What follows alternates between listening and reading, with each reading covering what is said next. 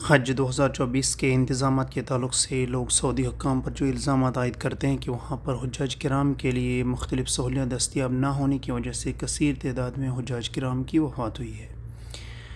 یہ الزامات کس حد تک صحیح ہیں وہ مجھے نہیں معلوم، کیونکہ 20 لاکھ سے زائد زائرین کی ایک مخصوص جگہ اور ایک محدود و متعین وقت کے اندر ان کے حالات اور مشکلات کا احاطہ کرنا اور پھر اس پر رائے قائم کرنا صحیح نہیں ہے۔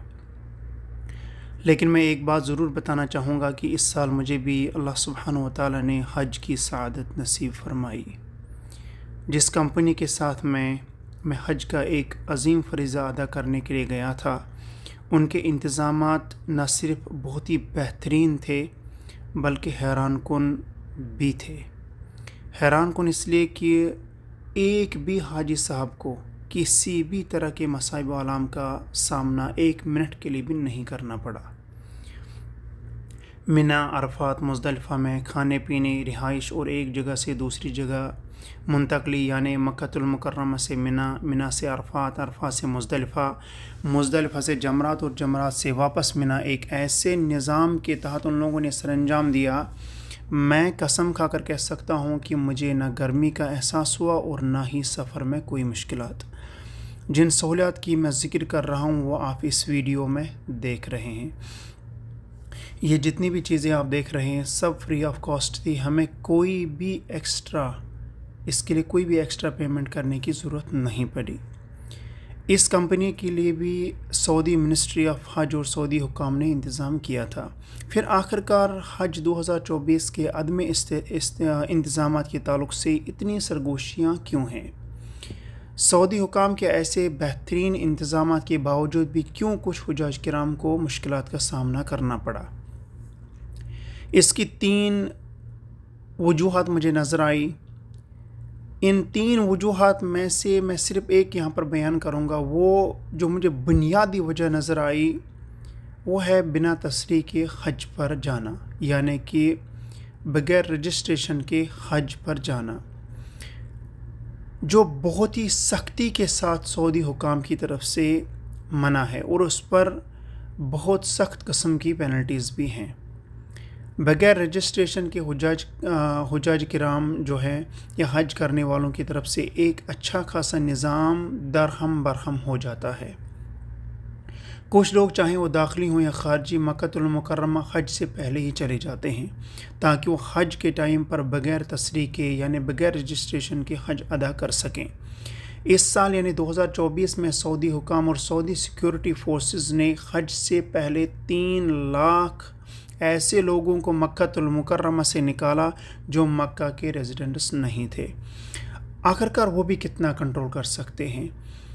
مکہ المکرمہ کوئی چھوٹا کوئی گاؤں نہیں ہے یا کوئی چھوٹی بستی نہیں ہے۔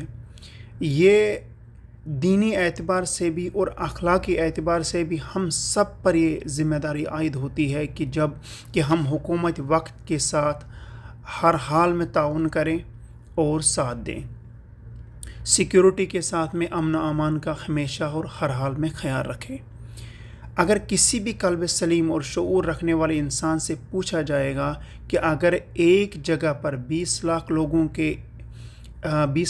کا انتظام کیا گیا ہے جو خود اپنے اندر ایک چیلنج ہے، اور پھر اچانک 20 لاکھ سے زائد یعنی 20 لاکھ کے بدلے میں 22 لاکھ یا 25 لاکھ آ جائیں تو کیا موجودہ انتظامات اپنی جگہ پر برقرار رہ پائیں گے؟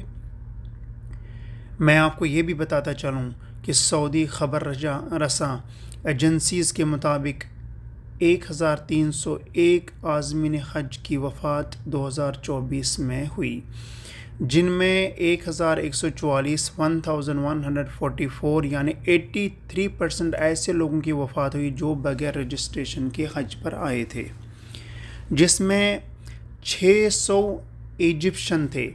ایجپشن ڈپلومیٹ کے مطابق جن حجاج کرام کی وفات ہوئی ہے زیادہ تر بغیر تصریح کے تھے۔ ان کا ایک سٹیٹمنٹ ہے An Egyptian diplomat said that a large of pilgrims performed the Hajj without registration because they could not afford the official procedures. بغیر رجسٹریشن کے حج پر آئے عازمین کی وجہ سے حکومت وقت یعنی سعودی عربیہ کا ایک بہترین نظام درہم برہم ہو جاتا ہے۔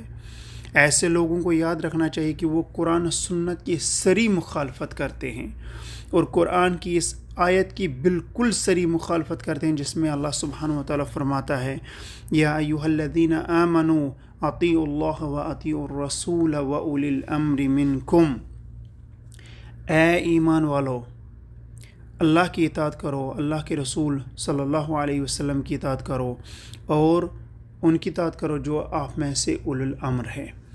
وقت کا جو اولو الامر ہے یعنی حاکم وقت سعودی عربیہ کے جو حاکم وقت ہے، جو حکام ہے سعودی عربیہ کی، وہ سختی کے ساتھ آپ کو بغیر رجسٹریشن حج ادا کرنے کے لیے منع کر رہا ہے۔ اس کے باوجود بھی اگر آپ حاکم وقت یعنی اولو الامر کی اطاعت نہیں کریں گے تو یقیناً آپ گناہ گار ہیں۔ نہ صرف حاکم وقت کے گناہ گار ہیں بلکہ ان لاکھوں رجسٹرڈ حجاج کرام کے جن کے خیموں میں آپ گھس جاتے ہیں، جن کے کھانے پینے کے انتظامات میں آپ ہاتھ ڈالتے ہیں، جن کی راہوں میں آپ رکاوٹیں بنتے ہیں، جب آپ کو کیمپوں میں یا ٹینٹوں کے اندر یا خیموں کے اندر آپ کو جگہ نہیں ملتی ہے تو آپ کو مجبوراً رات دن فٹ پاتھ پر بسر کرنے پڑتے ہیں، تپتی دھوپ میں آپ کو دن بسر کرنے پڑتے ہیں، نہ کھانے کا صحیح انتظام ہوتا ہے آپ لوگوں کے لیے اور نہ ہی پینے کے لیے ٹھنڈا پانی۔